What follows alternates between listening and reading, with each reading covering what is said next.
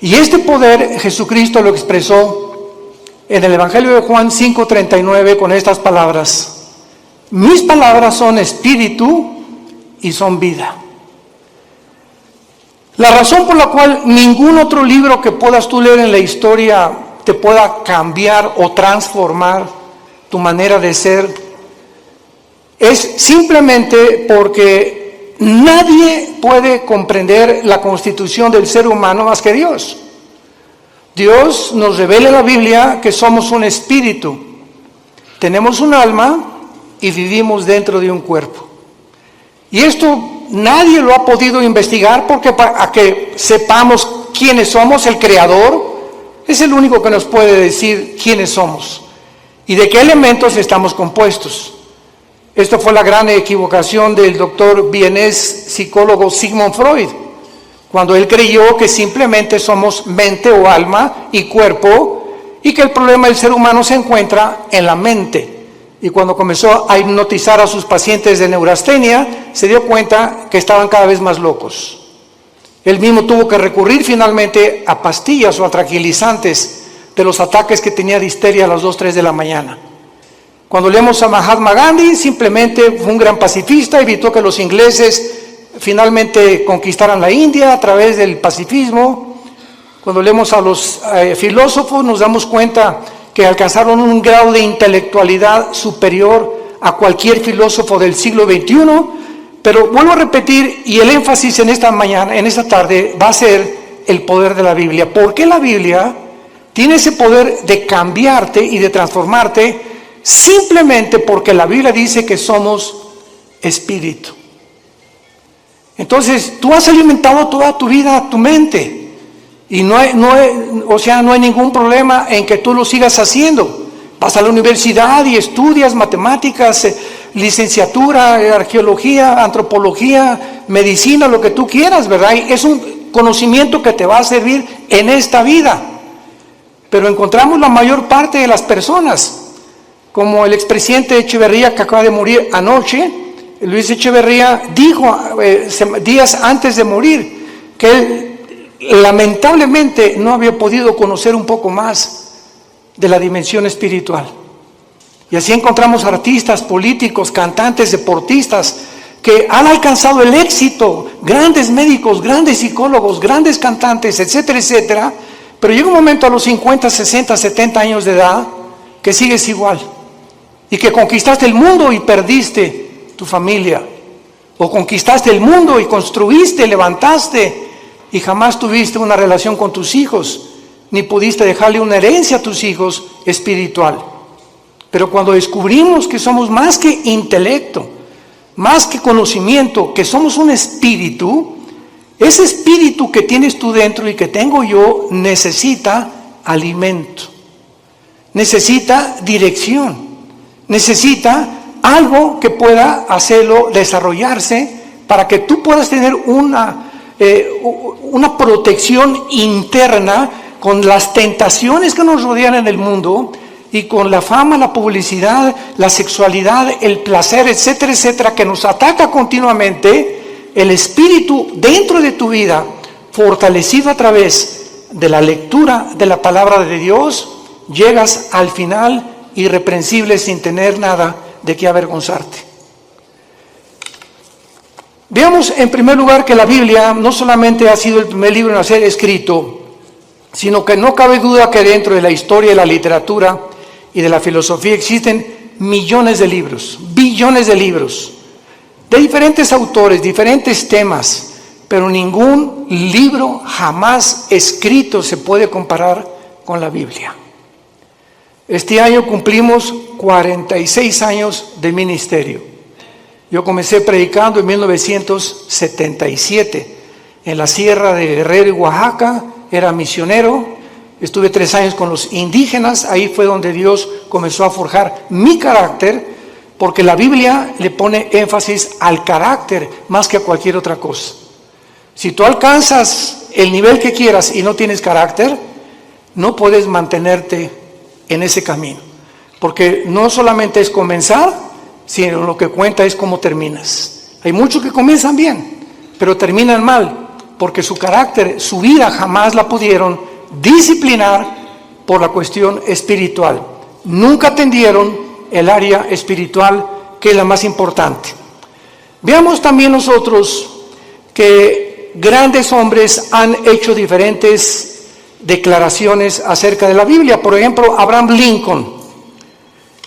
Abraham Lincoln, cito sus palabras: creo, dijo, firmemente que la Biblia es el mejor don que Dios jamás haya dado a los hombres. Todo el bien que emana del Salvador del mundo se nos comunica a través de este libro incomparable. George Washington, el primer presidente de Estados Unidos, dijo: es imposible gobernar cualquier nación sin Dios y sin la Biblia. Emmanuel Kant, el gran filósofo francés, dijo: la existencia de la Biblia es el mejor beneficio y lo más grande que la raza humana jamás haya recibido de Dios. Y todo intento de desprestigiarla es un crimen contra toda la humanidad. Isaac Newton, el gran científico, ¿verdad?, que se le atribuye todas las leyes de la gravitación, dijo: existen más señales de autenticidad de la Biblia que en la historia profana de la humanidad. Y así tenemos a Blaise Pascal y a todos estos hombres científicos del siglo pasado y del siglo XIX que eran cristianos. Y llegamos al siglo XX, donde estamos en la luna y la tecnología, y se descubre en 1954 la hélice del ADN, del ácido desoxirribonucleico, y la computadora y el iPhone y toda la época cibernética en la que vemos, y endiosa al ser humano. Y nunca en la historia han habido tantos ateos como en el siglo pasado. Nunca en la historia. Los más grandes hombres: Isaac Newton, Blaise Pascal, Pasteur, el mismo Einstein, dijo: Dios no juega al universo con los dados. Pero vino algo que fue la falsamente llamada ciencia, o el conocimiento de la tecnología y de la ciencia, que el hombre simplemente se convierte en un necio, como hemos llegado al siglo XXI. Los científicos, genetistas, químicos del siglo XXI, ¿saben ustedes cuál es el proyecto más grande que tienen? Mejorar al ser humano en lo que se llama el transhumanismo. O sea, le están retando a Dios y le están diciendo: podemos hacer un ser humano mejor que el que tú nos hiciste, a través de experimentos genéticos y tecnológicos y neurológicos. Además de todos estos comentarios, las evidencias de la Biblia son asombrosas. Cuando murió Carl Sagan, el gran astrónomo ateo, en el siglo pasado, ya a finales del siglo XX, Carl Sagan dijo lo siguiente antes de morir, un mes antes de morir. Se lo dijo a uno de sus hijos: yo hubiera creído en Dios si hubiera más evidencias de su existencia. Hubiera querido que se me apareciera. ¿Y por qué no se nos dijo: yo vivo? ¿Por qué Dios no nos da más evidencias de que realmente hay un poder en el universo que nos pueda guiar?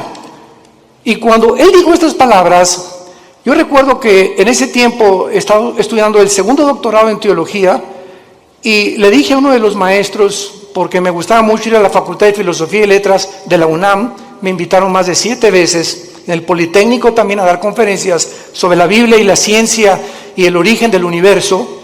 Le dije a uno de los maestros: ¿cómo es posible que Carl Sagan haya dicho que le faltaron evidencias cuando la Biblia tiene evidencias científicas?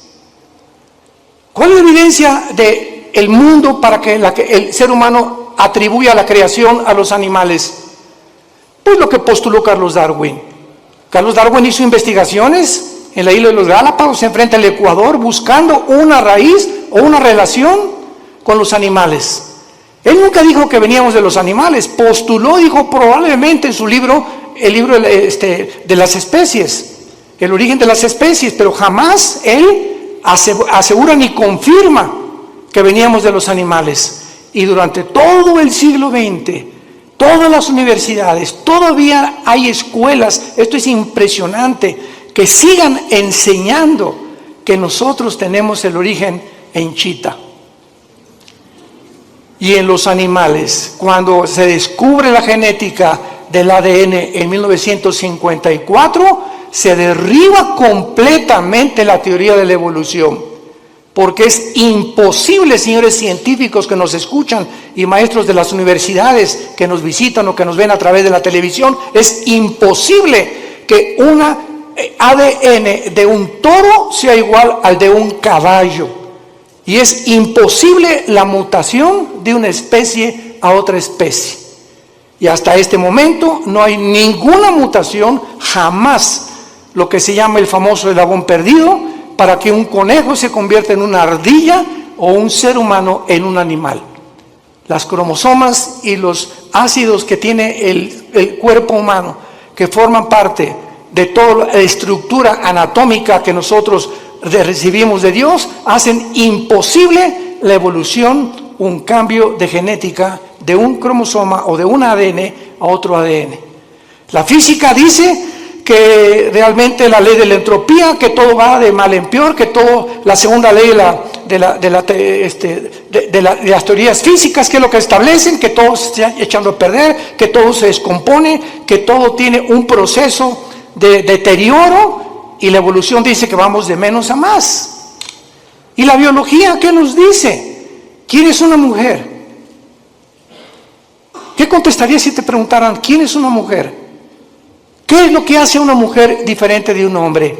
Simplemente la mujer tiene 2 cromosomas XX. Eso es lo que hace mujer. Si tú tienes cromosomas 2XX, eres mujer, eres del sexo y del género femenino. ¿Quién es un hombre? Una persona que tiene cromosomas XY. Y la Y no la tienen las mujeres. Y si tienes el cromosoma Y y tu mente te dice que no eres lo que la biología y la genética establece, ya no la Biblia, tu problema es mental, no es físico. ¿Se dan cuenta al punto a donde hemos llegado de estupidez mental? Y de la forma en la que hemos llegado a publicar y a tratar de hacerles creer a los niños que no son niños, que son niñas, y a las niñas que son niños, y que se está aceptando, como la famosa compañía Disney, ya promoviendo películas de homosexuales y de lesbianas entre los niños y las niñas. Este es el mundo de nosotros, un mundo completamente oscurecido, anticientífico. Jamás se había atacado la ciencia en la forma en la que se ha atacado actualmente. Lo que enorgulleció al ser humano en el siglo XX, en la ciencia se volvió contra los médicos, haciéndolos, profesando ser sabios, se han convertido en necios. Veamos en la segunda carta que el apóstol Pedro escribió hace 2000 años. Los que traigan su Biblia la pueden abrir en la segunda carta de Pedro, capítulo 1, versículos 19 y 21, y veamos algunas evidencias de la Biblia en cuanto a su enseñanza y al propósito de Dios para habernosla dejado. Comienzo diciendo que si Dios existe, vamos a hacer una línea de lógica elemental. Si Dios existe, no nos dejó al azar, ni al accidente. Tuvo que haberse de alguna forma comunicado con nosotros, porque si Dios existe, su más grande anhelo es que sus criaturas le conozcan, le sirvan y le adoren. Y esta es la razón por la cual envió a Jesucristo su Hijo hace 2000 años, para que Él pudiera decir: yo soy el camino, yo soy la verdad, yo soy la vida. El que quiera conocer la voluntad de mi Padre conocerá si la doctrina es mía o si yo hablo por mi propia cuenta. El que habla por su propia cuenta, su propia gloria busca. Yo he venido a buscar la gloria y a hacer la obra de mi Padre que me envió. Mis palabras son espíritu y son vida. Yo soy el pan que ha descendido del cielo, yo soy el camino, la verdad y la vida. Estas palabras de Jesús en Juan 14:6 son las que cambiaron mi vida hace 48 años. Cuando yo me enfrenté a Jesucristo en la Biblia, yo venía del Partido Comunista porque me convertí en un ateo decepcionado de la religión popular en México. Quería ser cura a los 13 años de edad, Me decepcioné tan grandemente de la religión que me convertí al ateísmo, me fui al otro extremo, porque yo creí que ellos representaban realmente a un Dios que no es el Dios de la Biblia. Y cuando comienzo a leer la Biblia, que me prohibieron leerla, los mismos dirigentes católicos que yo tenía, y leo que Jesucristo dijo, yo soy el camino, yo me acordé de Buda. Buda antes de morir dijo, no soy la verdad, busquen la verdad, le dijo a los discípulos. Mahatma Gandhi dijo, es que Jesucristo fue un gran maestro de moral, pero yo no puedo guiarles al camino, yo solo sé que no debemos estar a favor de la violencia. Cuando leí a Mahoma en el Corán, en los sutras, los versículos del Corán, Mahoma recibe la revelación del Corán a través de un ángel cuando él padecía ataques epilépticos. Y comienza a leer el Corán y ve lo que dice: asesinemos a los judíos y a los infieles, matemos a todos los que no acepten el Islam. O sea, una religión que impone a través de la violencia, igual que el comunismo impone a través de la fuerza y la violencia, la ideología que quieren que nosotros la aceptemos. Y cuando me encuentro con Jesús que dice yo soy el camino, no un camino, yo soy el camino. Yo soy, si tú no caminas conmigo, Jesús te está diciendo, estás en un camino que conduce a la muerte. Porque hay caminos que parecen derechos, pero su fin es camino de muerte. Cuando Jesús dice yo soy el camino, yo soy la verdad, me pasé años en el comunismo y en la filosofía buscando qué era la verdad. Nunca un maestro me dijo qué era la verdad. Y reta a tus maestros en la universidad de filosofía y pregúntales, ¿me puede usted definir qué es la verdad? ¿Por qué? Porque no creen en las verdades absolutas. La verdad que existe actualmente en el mundo científico y en el mundo universitario es, si tú crees eso, síguelo creyendo, no me hagas creer lo que yo creo. Si tú crees que ser homosexual es bueno y tú no, pues no seas homosexual. Si tú quieres ser ateo, o sea, cada quien tiene su verdad. Cada quien piensa filosóficamente en la verdad, en la forma en la que tú quieras pensar. Entonces, esto se llama relativismo, donde no hay una verdad absoluta. Cada quien piense y cada quien tiene su propia verdad. Si tú crees que abortar es malo, ¿verdad? Pues entonces no abortes. Si tú crees que abortar es bueno, o sea, no hay una regla, no hay un parámetro para establecer códigos de conducta y de ética en el mundo más que en la Biblia. Y cuando Jesús dice yo soy el camino, la verdad y la vida, ahí te caes derrumbado totalmente. Él dice que Él es la razón por la cual tú existes. Que esta es la razón por la cual tú naciste, que Él es la razón por la cual tú tienes que vivir la corta vida que nos queda, y que si tú no caminas con Él y no crees la verdad que Él trajo al mundo y no entiendes que Él realmente puede transformar tu vida no se pudo comparar con la de una vaca, con la de un perro o con la de un ratón. Los animales se levantan, pastan, comen y se acuestan, se duermen, comen, pastan y se acuestan. Millones de seres humanos viven bajo la misma rutina. Te levantas, trabajas, comes, el propósito es hacer dinero, buscar los mejores negocios, alcanzar la cima, tener negocios o una carrera que me pueda realmente redituar o que realmente sea rentable lo que yo voy a hacer en la vida. Y si no es el dinero y no es el éxito y no es la fama, casi nadie la sigue. Y otros, como no pueden, lo hacen a través de la violencia, del robo, el secuestro, la drogadicción, a través de todo ese tráfico humano, etcétera, etcétera. Como ahora acaban de encontrar, ¿verdad? Que este señor Epstein, que tenía amigos con todos los gobernadores casi de Estados Unidos, y formaron un núcleo de tráfico humano de niños de 10 y 12 años que los violaban y los vendían en Europa, en Francia y en América. Estamos hablando de hombres multimillonarios, asistentes y amigos y compadres de los presidentes de la mayor parte de las naciones. El tráfico humano se encuentra lo más rentable que hay en el nivel más alto de la humanidad, por la corrupción tan grande a la que el ser humano ha llegado. En esta segunda carta, el apóstol Pedro nos revela tres cosas acerca de la Biblia. Y dice así, tenemos también, 2 de Pedro 1, versículo 19, tenemos también la palabra profética más segura. Tenemos la palabra profética más segura. ¿Más segura que qué?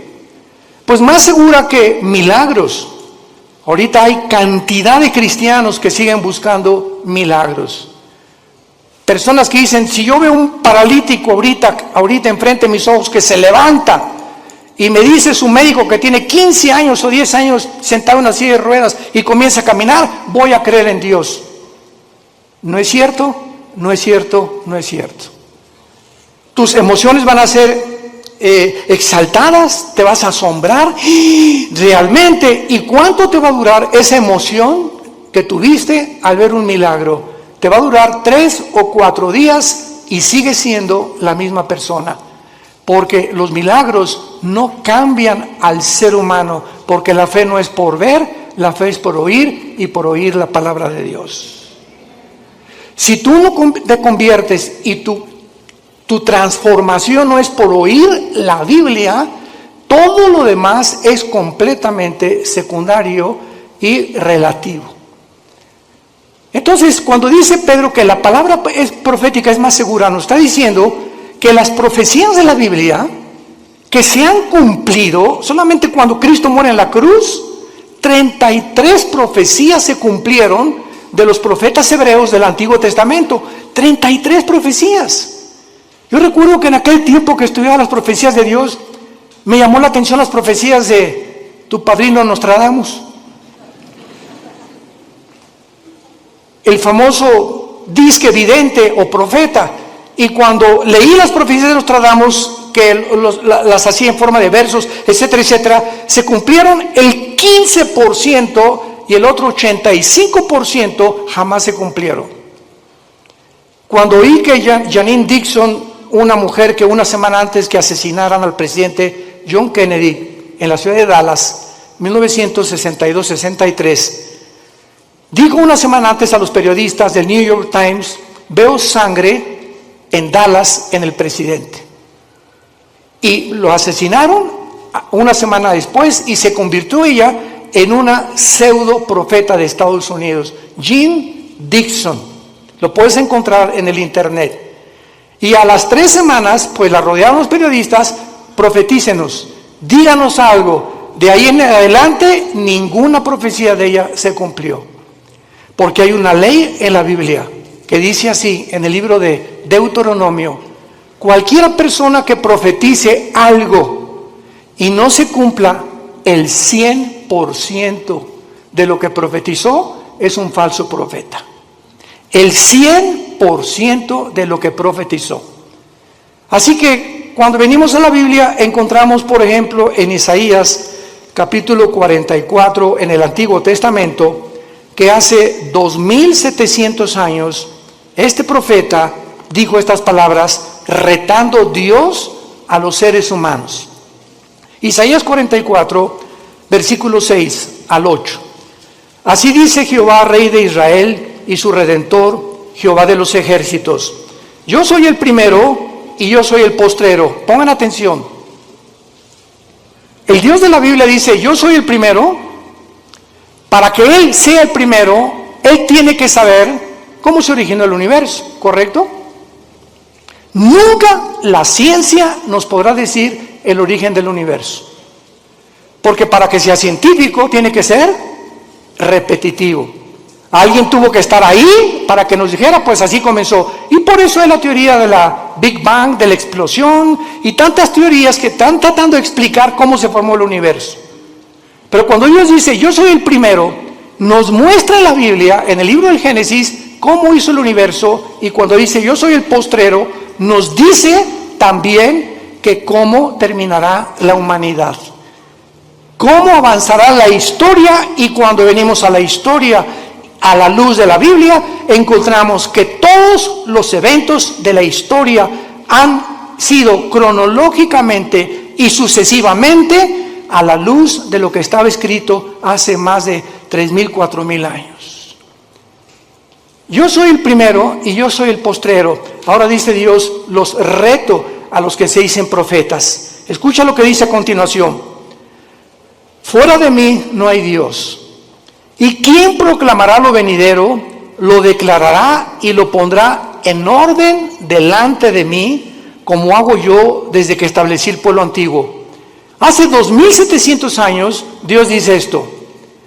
¿Quién de los escritores, quién de los que se han dicho profetas, tráeme a Mao, tráeme a Confucio, tráeme a Mahatma Gandhi, tráeme a Mahoma, tráeme a tu gallito Giro, como decimos en México? Al escritor y a la persona que más admires, dice Dios. ¿En qué libro puedes encontrar el orden de la historia desde que el mundo comenzó? En ningún libro más que en la Biblia. Y así encontramos que 100 años después de Isaías vino un hombre llamado Daniel, que fue judío y fue llevado a Babilonia cautivo por 70 años. Y en el libro de Daniel, hace 2600 años, damas y caballeros, hace 2600 años, en el libro de Daniel, él declara los órdenes de los imperios que vendrían en el mundo a través de la historia. Y le dice el ángel que le revela a Daniel esta profecía: Daniel, estás ahorita bajo un imperio que es Babilonia. Babilonia es la nación de Irak, bíblicamente y actualmente. Después de ti vendrá otro imperio que será menor. ¿Quién conquistó Babilonia históricamente, señores profesores de historia? Los medos y los persas. Y después vendrá un tercer imperio, le dice el ángel a Daniel. ¿Quién vino después de los medos y los persas? Alejandro el Magno, los griegos derrotaron a los medos y a los persas. Y vendrá un cuarto imperio que aplastará a casi todo el mundo entero. ¿Quiénes fueron los que siguieron después de Grecia? El imperio romano. Daniel profetiza hace 2600 años la cronología de los imperios mundiales de toda la historia. Y finalmente lo pueden encontrar en otras conferencias que hemos dado. Vendrá otro imperio que son los 10 dedos de los pies de la estatua de Nabucodonosor, que el anticristo, el próximo gobernante y dictador mundial, formará una confederación política de 10 naciones, 5 de Europa y 5 del Medio Oriente. Formarán un G10 y cuando oigamos en la televisión, en el radio, ahorita hay un G7, cuando se forme un G10 de esos 10 naciones que se van a unir del Medio Oriente y de Europa, de entre ellas saldrá el anticristo. Y nosotros ya no estaremos aquí, ahí nos vemos al rato. Porque vendrá el arrebatamiento de la iglesia. Pero no me quiero profundizar ahorita en eso. Y finalmente en esta profecía de Isaías, dice el versículo 8, no teman. Desde el Génesis hasta el Apocalipsis, el mensaje a los cristianos es: no tengamos miedo de nada. No teman, ni de los temblores, ni de las inundaciones, ni de la Tercera Guerra Mundial, ni de explosiones volcánicas, ni del hombre, ni del diablo, ni de los demonios. Porque mayor es el que está entre nosotros que el que está en el mundo. Mi paz les dejo, mi paz les doy. Mantén esa paz dentro de ti. Mantén esa paz. Esa paz es el secreto de la salud. ¿Qué es el estrés?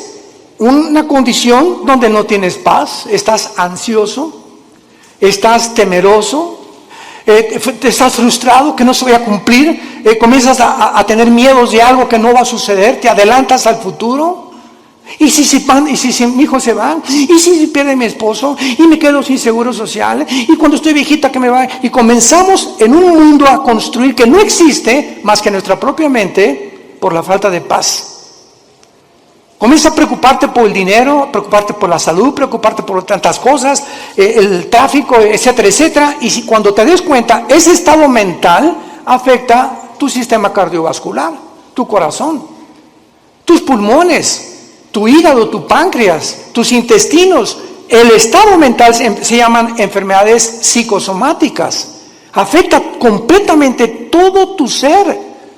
Y eso es lo que descompone tu vida, porque si no tienes paz, no puedes disfrutar nada, ni siquiera tus vacaciones. Y hace 2000 años, el autor de la Biblia, el Señor Jesucristo, hace 2000 años nos dio el secreto: no teman. Mi paz les dejo, mi paz les doy, por nada estén afanados. Por nada permitas que tu corazón sea perturbado. Voy a la casa de mi Padre, no me tardo a preparar lugar para ustedes y vengo pronto por ustedes. Mientras estés en el mundo, mantén la paz. Escucha esto: si tú no tienes paz y te dices cristiano, no puedes leer la Biblia. Tú no puedes venir a la Biblia como Pepita en comal. Ay, Señor, ay, mi hija, Señor, le voy a hablar al pastor, porque tú no puedes venir a un estado de estrés y de ansiedad a leer la Biblia, porque el Espíritu Santo es espíritu de paz. Y Él no puede comunicarse contigo y no vas a entender la Biblia, porque para venir a la Biblia tienes que venir descansado, orar antes, echar toda nuestra ansiedad sobre Él, porque Él tiene cuidado de nosotros. Y cuando ya descansamos, Señor, yo no sé dónde está mi hija, yo no sé qué va a pasar, etcétera, pero yo sé que soy tu hija, yo soy tu hijo, tú eres mi papá, tú eres mi papi, tú cuidas de mí, no me vas a dejar, diste tu vida en una cruz por mí. ¿Cómo puedo llegar a esa incredulidad y falta de confianza en tus promesas estoy en este estado? Es pecado vivir en ese estado y llamarse cristiano al mismo tiempo, es pecado. Porque sin fe es imposible agradar a Dios. Y esta es la razón por la cual el mundo se encuentra como se encuentra. Y el mensaje desde hace 2000, 3000, 4000 años es: no tengan miedo.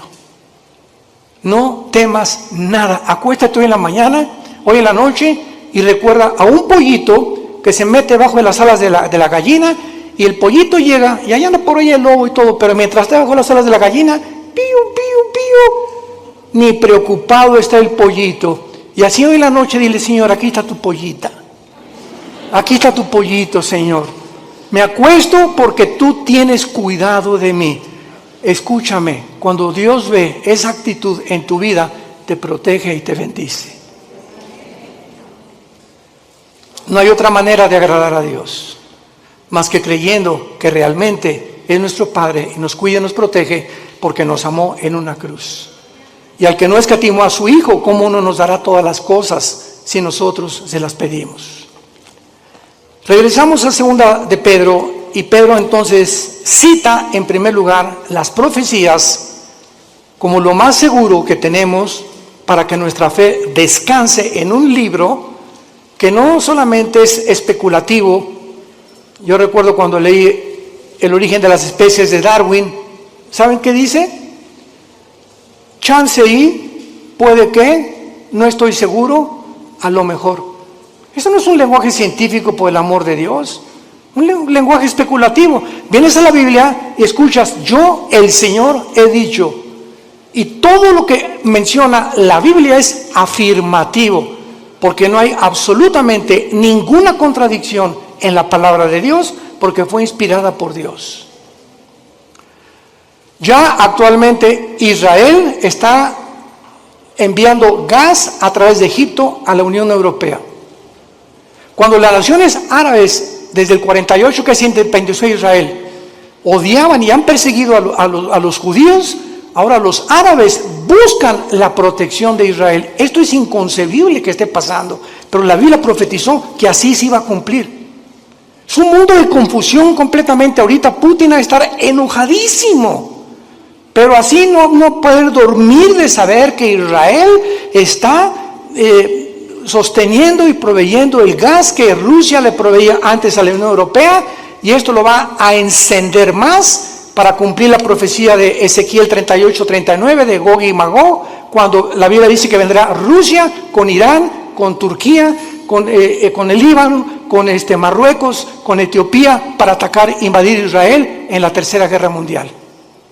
Entonces es impresionante cómo todas las piezas están formando cuando estudiamos y estamos atentos a la Biblia como la única luz que tenemos.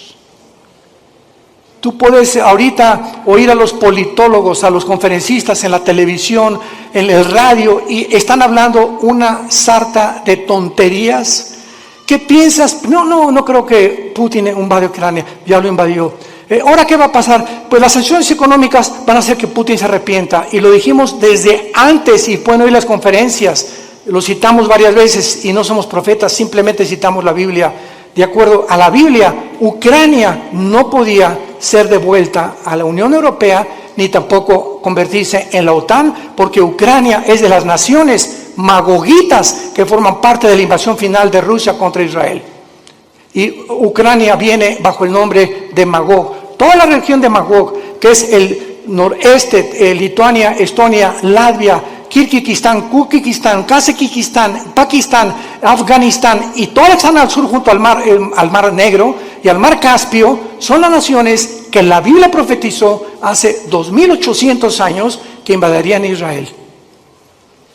Así que bíblicamente Ucrania nunca va a dejar de estar bajo el poder de Putin. Y ahora Putin va a seguir con las demás, por eso ya Finlandia y Suecia corrieron a la OTAN y están buscando el paraguas de la OTAN porque temen la invasión también de Putin. Todo está escrito exactamente como la Biblia lo profetizó. Y todas las demás opiniones son opiniones especulativas, hipótesis, teorías que la gente tiene. Y cuando nos entrevistan a los cristianos, les decimos, esto va a pasar, y esto va a pasar, y esto va a pasar. No lo digo yo, está escrito en este libro. Haríamos bien en estar atentos a la Biblia, hoy más que nunca.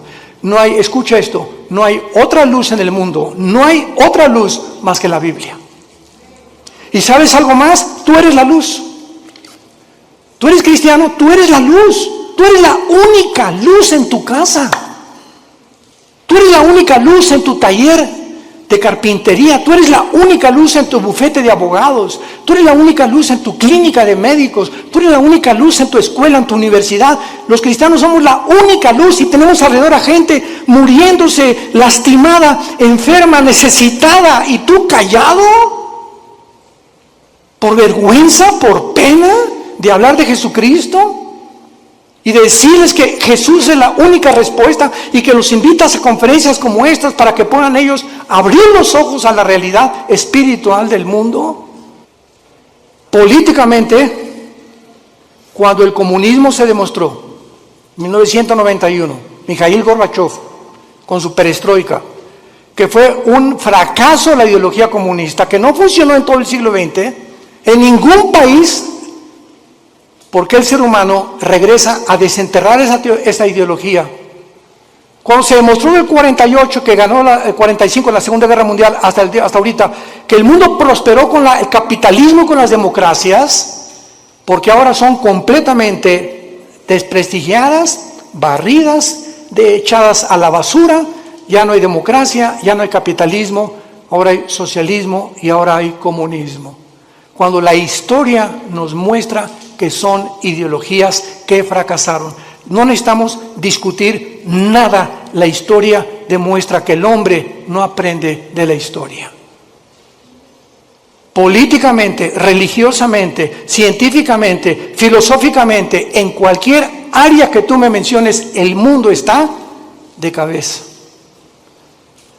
Es un mundo de locos. Escucha las declaraciones de los gobernantes en el mundo, la mayor parte de ellos, lo que están hablando. Hablan, de veras dices tú, Dios mío, ¿cómo puede este hombre dirigir un país con las cosas que él habla? Así está el mundo de loco. Y la mayor parte de la gente lo está aceptando. Y finalmente dice el apóstol Pedro, entendiendo primero que ninguna profecía de la Escritura es de interpretación privada. La Biblia, tú no puedes venir y decir, yo creo que esto dice. O voy a interpretar que esto es lo que significa. Cuando tú vienes a la Biblia y tratas de interpretar de acuerdo a tu percepción o a la forma como tú visualizas un versículo o un pasaje, sígueme con mucho cuidado. Sin tener en cuenta los demás pasajes de la Biblia, te conviertes en un hereje, en una hereje. Porque no es de interpretación privada. La Biblia está compuesta por 66 libros. 66 libros escritos en más de 1500 años, por más de 40 autores diferentes, pastores, profetas. Isaías trabajó en el gobierno, Daniel fue asesor de los emperadores, por diferentes personas de diferentes oficios, diferentes profesiones, pero los 66 libros de la Biblia fueron guiados y están articulados como una tela, como los hilos de una tela que forman una alfombra completamente integrada. Y cuando tú sacas un hilo, haces que otro hilo se desgaje y comienzas a romper el tejido. Entonces tú no puedes sacar un hilo sin tener en cuenta los demás hilos de la tela. Y así es la Biblia. Entonces las personas que han tratado de sacar versículos de la Biblia, como los mormones, que Jesucristo no es el Hijo de Dios y que todos tenemos 10 esposas. Los hombres, amén. ¿Verdad? Pues claro que todos simpatizan con eso. Por eso prospera el mormonismo, es la religión más multimillonaria que existe ahorita en el planeta Tierra. Los testigos de Jehová, el infierno no existe. Jesús no puede ser Dios porque él dijo, es que yo soy menor que Dios, mi Padre es mayor que yo, y no entiende que él bajó al mundo y se puso debajo del Padre temporalmente para someterse y regresó al mismo nivel que el Padre y está sentado a la diestra del Padre en las alturas y toda potestad le ha dado en el cielo y en la tierra. Por no tomar en cuenta otros pasajes de la Biblia, por no estudiar diligentemente la palabra de Dios. Y por eso hay tantas versiones de la Biblia, que la de Reina Valera 1960, la Nueva Versión Internacional, la King James, etcétera, etcétera. ¿Por qué hay, para terminar, pregunta, diferentes versiones de la Biblia? Simplemente por el lenguaje. Veo a Costa Rica y a las niñas les dicen huilas. En México es una prostituta. Aquí le hicimos popote a lo que absorbemos a un líquido, allá le dicen pajilla. Ve a España y tienen otro tipo de palabras, ve a Brasil, ve a Argentina y tienen otro tipo de palabras, etcétera, etcétera. Ahora que tenemos nuestro programa de televisión y que estamos en 59 naciones, ya casi 60, gracias a Dios, yo trato de buscar una palabra, por ejemplo aquí chango, es un mono, ¿verdad? Pero una vez estaba yo en Guatemala y me dijeron, hermano, no diga chango porque aquí hay grosería, aquí dicen, le dicen mono o le dicen simio, pero chango es una grosería. Entonces vemos nosotros que la Biblia está escrito en hebreo y en griego.